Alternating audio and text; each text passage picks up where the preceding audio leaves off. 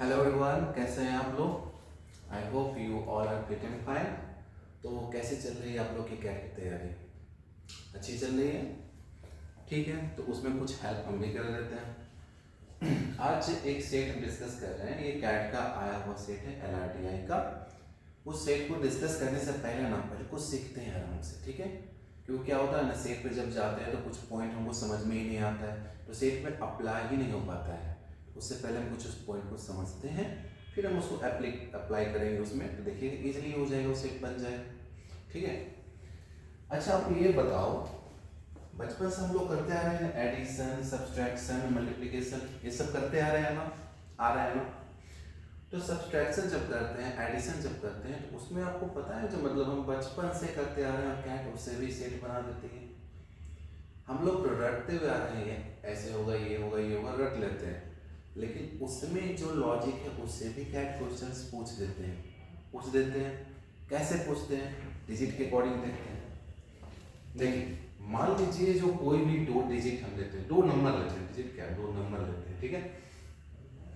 जैसे मान लीजिए हम ले रहे हैं यहाँ पे 8, 5, 7, 3, 2, यहाँ ले रहे हैं 5, 6, 3, 5, 8 ले रहे हैं। हम कहेंगे इसको एडिशन कीजिए। तो जब आप इसको एडिशन करते हो तो 8 to 10, तो क्या आप 10 लिख देते हो? नहीं, यहाँ पे 0 लिखते हो ना, 0 लिखते हैं ना। और जो कैरी 1 है यहाँ पे चला जाता है। कैरी 1 कहाँ चला जाता है? यहाँ पे। फिर ये दोनों को ऐड करते हैं, 5, 3, 8, और कैरी 1 जो उसको ऐड करते हैं तो कितना हो जाता है? ये 9 हो जाता है ना। तो यहीं से एक लॉजिक आपको समझ में आना चाहिए। जो अगर हम कोई भी दो डिजिट को, बात किसकी कर रहे हैं? दो डिजिट, 3 डिजिट को ऐड करने की बात अभी नहीं कर रहे, पहले 2 डिजिट पे वर्क करेंगे, बाद में 3 डिजिट पे भी वर्क करेंगे। अगर कोई भी 2 डिजिट को ऐड करते हैं, ठीक है, कोई भी 2 डिजिट को, तो यहाँ पर जो नंबर आएगा वो जो भी हो डिफरेंट ही होगा, लेकिन इसके साथ जो नंबर आएंगे ना वो हमेशा 1 ही होते हैं। कैसे? आप अगर दो डिजिट कोई भी लेते हैं, हम 9 ले लिए, 8 ले लिए, अब कोई भी अपने मन से दो डिजिट कितने होते हैं? 10 होते हैं ना, 10 होते हैं ना, 0 से लेकर 9 तक। कोई भी दो डिजिट लीजिए, उसको ऐड कीजिए। मान लीजिए 9 8 को ऐड किए, कितना हुआ? 17 हुआ। 8 और 7 को ऐड कीजिए, 51। 8 और 9, 8 और 5 को ऐड किए, 30 हुआ। तो देखिए, अब किसी को भी ऐड कर रहे हैं, कोई भी दो डिजिट आप ले रहे हो, कोई भी दो डिजिट ले रहे हो, कोई भी दो डिजिट ले रहे हो, उसका जो यूनिट प्लेस है, ठीक है, वो चेंज हो रहा है, वो चेंज हो रहा है, वो चेंज हो रहा है, लेकिन उसका जो 10th प्लेस है हमेशा क्या है? 1 ही रहता है। कंडीशन बस यही है कि डिजिट 2 ही होने चाहिए। 3 होंगे तो आपका ये भी चेंज हो जाएगा, ये 2 भी हो सकता है। लेकिन अगर डिजिट 2 होते हैं तो उसको जब आप ऐड करते हो तो यहाँ का जो डिजिट होता है, यहाँ पे जो होता है 10th प्लेस पे, वो हमेशा 1 होता है। हमेशा क्या होगा? 1 होगा। तो ये आपको ध्यान रखना है, पहला पॉइंट, ठीक है। सेकेंड पॉइंट आपको याद रखना है, जो जब हम दो डिजिट को ऐड करते हैं तो पूरा तो नहीं लिखते हैं, वहां 0 लिखे, 10, 8 to 10, तो 10 का 10th प्लेस लिखते हैं। 10 का 10 हुआ ना, इसका 10th प्लेस यहाँ लिखते हैं, और इसका जो यहाँ पे है, सॉरी, 10 का यूनिट प्लेस यहाँ पे लिखते हैं, और इसका जो 10th प्लेस है उसको हमेशा कैरी के फॉर्म में आगे फॉरवर्ड कर देते हैं। यही कर रहे हैं दो डिजिट पे, सिर्फ हम दो डिजिट की बात कर रहे हैं। उसके बाद आगे आप ऐड करते हो, तो यहाँ पर 9 हो गया, 7, 3, 10 हो गया। फिर 10 के क्या लिखोगे? 0, यानी यूनिट प्लेस पे जो नंबर है वो लिख रहे हैं, और 10th प्लेस को क्या कर रहे हैं? आगे प्रोसीड करके ऐड कर रहे हैं कैरी फॉर्म में। तो 6, 5, 11, 1, 12, 12 का 2, फिर 1 कैरी हो गया, आगे चला गया, 8, 5, 13 और 1, 14। फिर यहाँ से एक सीख मिलती है। आप तो हमेशा एडिशन जानते हो ना, एडिशन जब भी हम करते हैं तो इधर से करते हैं, इधर से एडिशन नहीं करते हैं, अच्छी वाली बात है, इधर से एडिशन करते हैं। तो जब भी दो डिजिट, दो नंबर आप कोई सा भी ले लो, 5 डिजिट का नंबर ले लो, कितना भी डिजिट का नंबर आप ले सकते हो, जब दो नंबर लेते हैं, दो नंबर को ऐड करते हैं, condition is applied that number is given 2, यानी कि 2 डिजिट का वो नंबर होना चाहिए। मींस दैट एक नंबर आप ये लिए और एक नंबर आप ये लिए, इसके अलावा आप कोई भी दूसरा नंबर ले सकते हो। मान लो जो भी आप नंबर लो, आपको नंबर लिखना है, जैसे एक डिजिट और एक डिजिट। ऐसा नहीं है ऐसे ले लीजिए नंबर 87, 63, 42, ऐसे 3 नंबर नहीं लेना है, हमेशा 2 नंबर आप कोई भी सेलेक्ट कर सकते हो, 3 नंबर नहीं सेलेक्ट करना है, ठीक है। तो 2 नंबर जब भी सेलेक्ट करते हो ना, तो जब आप एडिशन करते करते करते करते करते आते हो लास्ट तक, तो लास्ट में जो अगर आपका 8 5 13 यानी कि 2 डिजिट को ऐड करने पर अगर 2 नंबर मिल रहा है, जैसे 8 5 कितना हुआ 13 हुआ, 13 और 1 कैरी था 14, तो 2 डिजिट नंबर मिला ना, उसको तो उसको क्या करते हैं सेम एज लिख देते हैं। यहाँ से तो कैरी करते चलते हैं ना 8 to 10, यहाँ पे 2 डिजिट का नंबर मिला, लेकिन यहाँ पे कैरी, यहाँ पे 0 लिखते हैं, कैरी 1 आगे फॉरवर्ड करते हैं, तो ऐसे करते चलते हैं। लेकिन लास्ट में अगर 2 डिजिट का नंबर मिल रहा है एडिशन करने पर, उसको हम पूरा लिख देते हैं, ठीक रहते हैं। अब इसमें भी एक चीज है, जब भी 2 नंबर को हम ऐड करते हैं, कोई भी 2 नंबर आप ले लीजिए, उसको एडिशन कीजिए, तो जब आप यहाँ पर कैरी करते हुए एडिशन करते हुए चलिएगा, तो लास्ट का जो नंबर होगा ना वो हमेशा ये 1 ही होगा, 1 के अलावा दूसरा कोई हो ही नहीं सकता है, ठीक है।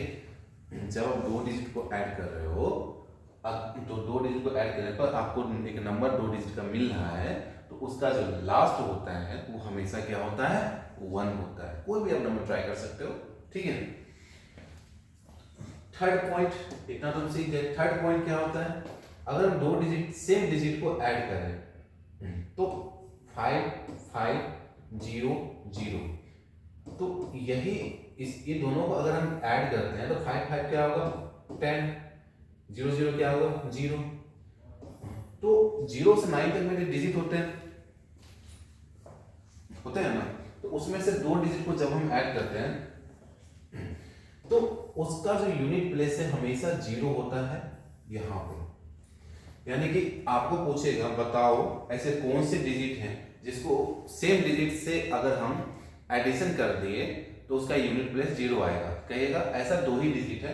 0 में अगर 0 को हम ऐड कर देते हैं तो 0 मिलेगा, 5 में 5 को ऐड कर देते हो 10 मिलेगा, लेकिन यूनिट प्लेस पे क्या मिलेगा 0 मिलेगा। बाकी कोई भी डिजिट को उसी डिजिट से अगर आप एडिशन करते हो 2 डिजिट को तो 0 नहीं मिलेगा। तो ये भी कंडीशन आपको याद रखना है ना। अब हम आते हैं सेट पे। इतना सीखने के बाद ये सेट आप बनाए भी होंगे, किए भी होंगे, लोग डायरेक्ट आ जाते हैं जो F प्लस F ये होगा वो होगा, लेकिन आपको कंसेप्ट भी थोड़ा पता होना चाहिए। जो और भी कंडीशन से क्वेश्चंस बना सकते हैं तो उसको हम क्रैक कैसे करेंगे, उसके लिए आपको वो तरीका पता लगना पड़ेगा, ठीक है। अब यहाँ पे the flowing table represents addition of 2 6 digit numbers given in the first and the second row while the sum is given in the third row. कह रहा है 2 6 डिजिट का नंबर है, ये 6 डिजिट का एक नंबर है 1 2 3 4 5 6, ये भी 6 डिजिट का नंबर है। इन दोनों को हम क्या किए ऐड किए, एडिशन किए, तो एडिशन करने पर एक हमको नंबर मिला, इसमें एडिशन करने पर जो नंबर आया वो यहाँ पर आया है, ठीक है। उसके बाद कह रहा है each of the digit 0 1 2 3 4 5 6 7 8 9 has been coded with one letter among A B C D E F G H J K with distinct letter representing distinct digit। Distinct letter का मतलब क्या हो, सारे लेटर डिस्टिंक्ट होंगे और distinct digit लेंगे।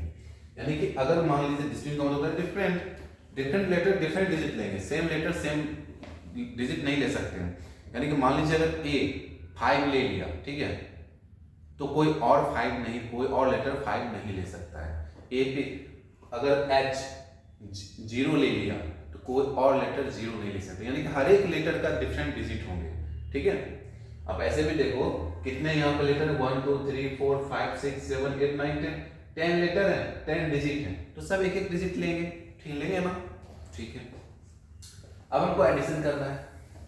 अब ये दोनों 2 नंबर है 6 डिजिट के, इसको एडिशन करके ये नंबर मिला, तो जब आप इसको देखोगे तो अभी हम जैसे बताए जो F प्लस F यहाँ पे F ही मिल रहा है, यानी कि F में F को ऐड किए तो F मिला, तो एक ही कंडीशन हो सकता है। अभी हम जस्ट बताए थे ना आपको पहले 0 ही वैसा नंबर है जिसमें 0 में 0 को एडिशन करते हैं तो क्या मिलता है 0 मिलता है, बाकी नहीं मिलेगा।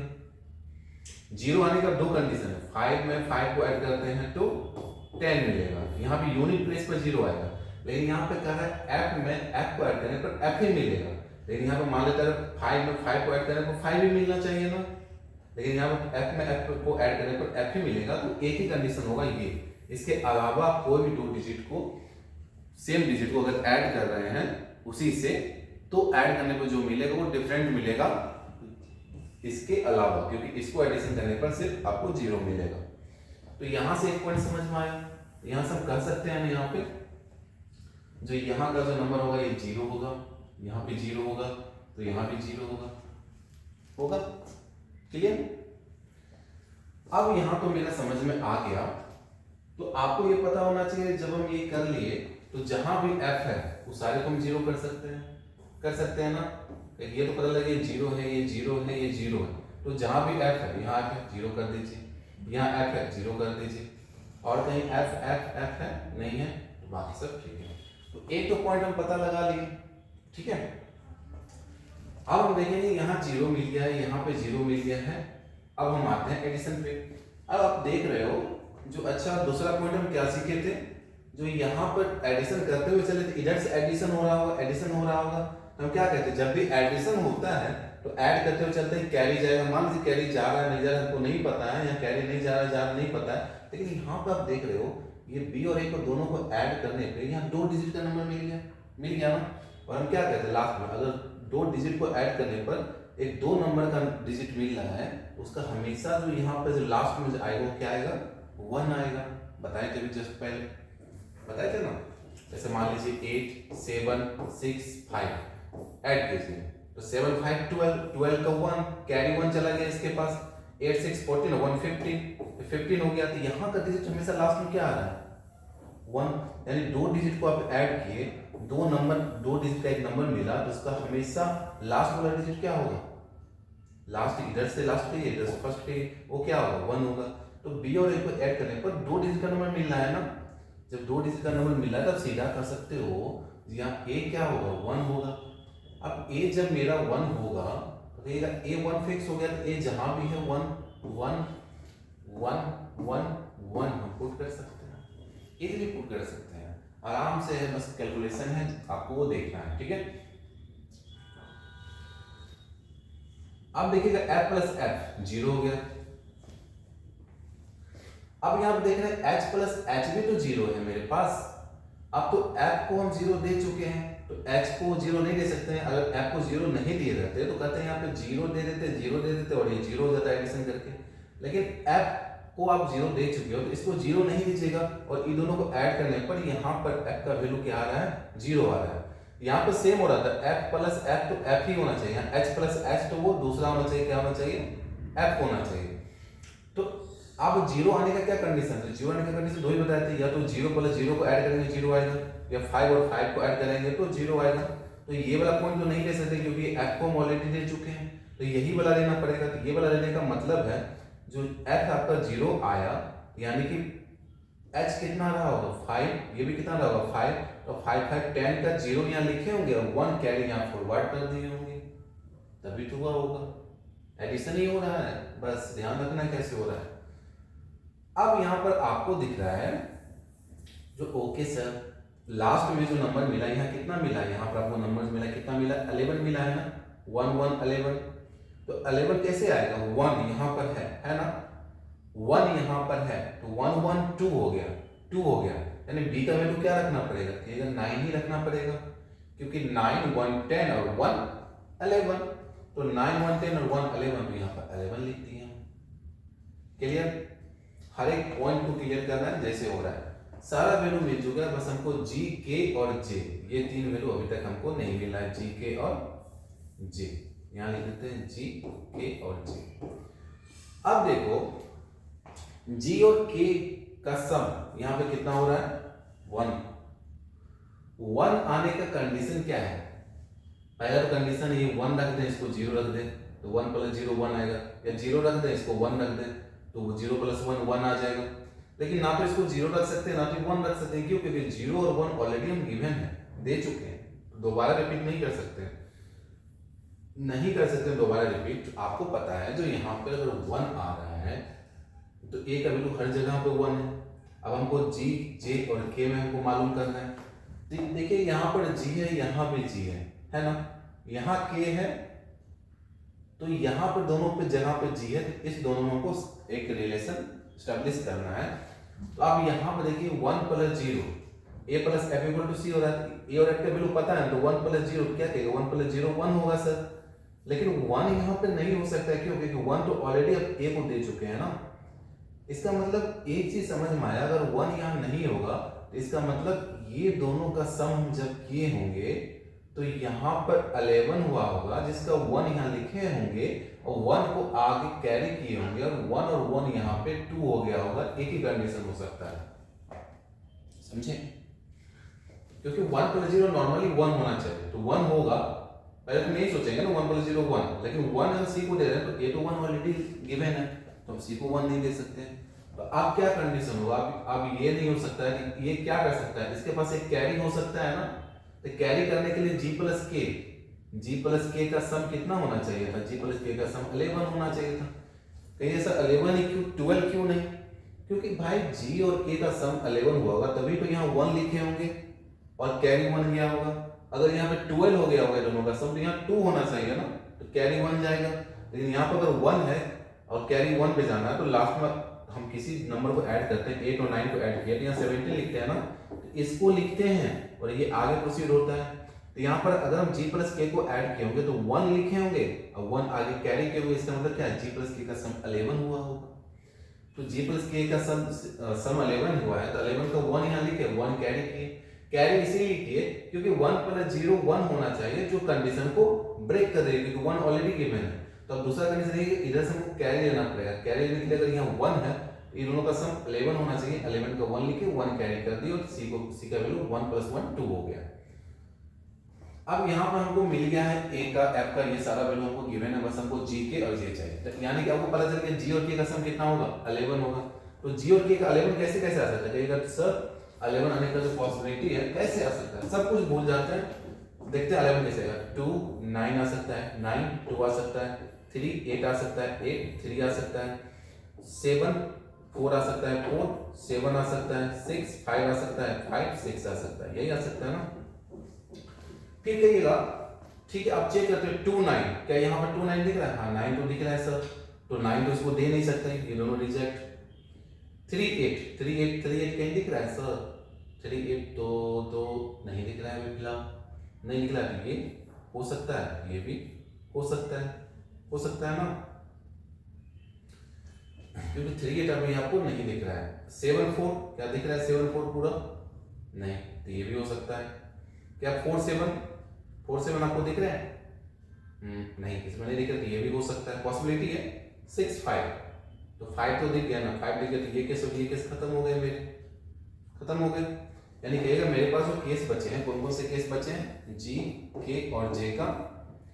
3 8 पॉसिबल है, 8 3 भी तो पॉसिबल होगा, 4 7 पॉसिबल है, 7 4 भी पॉसिबल होगा, इसके अलावा कोई पॉसिबल नहीं। ठीक है, अब देखते हैं इस पॉसिबल में j का वैल्यू क्या आता है। तो कहिएगा a में कुछ ऐड किए तो j मिला, यानी कि a का वैल्यू कितना है 1, अब प्लस j इक्वल टू क्या होना चाहिए, g होना चाहिए ना, यानी कि j का वैल्यू क्या होना चाहिए, g -1 होना चाहिए।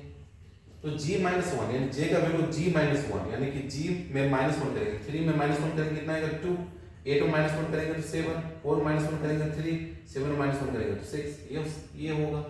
अब देख रहे हैं क्या 2 गिवन है, हाँ 2 तो ऑलरेडी पहले गिवन है, ये भी केस खत्म हो गया। क्या 7 नहीं हो सकता है, यहाँ भी 3 नहीं हो सकता है, यहाँ भी हो सकता है, ये तीनों केस मेरा पॉसिबल है, बाकी कोई पॉसिबल नहीं। तो ये पॉसिबिलिटी में आया, बाकी सारा करेक्ट आया। अब हम क्वेश्चंस पे आते हैं, क्वेश्चंस बोल क्या रहा है, which digit does letter A represent, A किसको रिप्रेजेंट कर रहा है, ठीक है ए 1 को रिप्रेजेंट कर रहा है, इसके लिए पूरा सॉल्यूशन भी नहीं करना, तो हाफ में आपका हो जाता है answer. Which digit the represent D represent, यानी डी किसको रिप्रेजेंट कर रहा है, बी 9 को रिप्रेजेंट कर रहा है, तो ये डायरेक्ट यहां पे 9 हो जाएगा। Which among the digit 3 4 6 7 can not be represent by the letter D, D के द्वारा 3 4 6 7 में कौन सा रिप्रेजेंट नहीं किया जा सकता है, तो कहिएगा 3 4 6 7 में, तो यहाँ पर 3 है 4 है 6 है 7 है, तो कौन सा ऐसा डिजिट है जो रिप्रेजेंट नहीं किया जा सकता है। हमेशा याद रखिएगा जी के जे तीनों में जो कॉमन वैल्यू होगा ना, जो तीनों में अगर कोई कॉमन डिजिट दिख रहा है तो कभी भी दूसरा लेटर उसको, उस तीनों के अलावा दूसरा लेटर उसको कभी भी रिप्रेजेंट नहीं कर सकता है। तो आपको कौन सा दिख रहा है जो तीनों में कॉमन है? 7 7 और 7। तो 7 जी के जी तीनों में कॉमन है, यही तीनों में से कोई एक लेगा, यानी कि तीनों के अलावा दूसरा कोई नहीं ले सकता है। तो कह रहा है क्या डी किस लेटर को नहीं ले सकता? तब लेगा डी 7 को कभी नहीं ले सकता है। Which among the digit 4 6 7 8 cannot represent what letter G? G के द्वारा 4 6 7 8 में कौन सा लेटर रिप्रेजेंट नहीं किया जाएगा? तो डी जी कौन कौन सा लेटर रिप्रेजेंट कर सकता है? 8 4 7। तो 8 4 7 कर सकता है, 8 तो कर सकता है, 4 कर सकता है, 7 कर सकता है, 6 को नहीं कर सकता है वो। ये मेरा आंसर हो जाएगा। नॉर्मली सोचना पड़ता है, थोड़ा सा लॉजिक डेवलप करना पड़ता है, आराम से हो जाएगा सेट। आराम से कीजिए। मिलते हैं फिर नेक्स्ट सेशन में नेक्स्ट सेट के साथ। तब तक के लिए थैंक यू।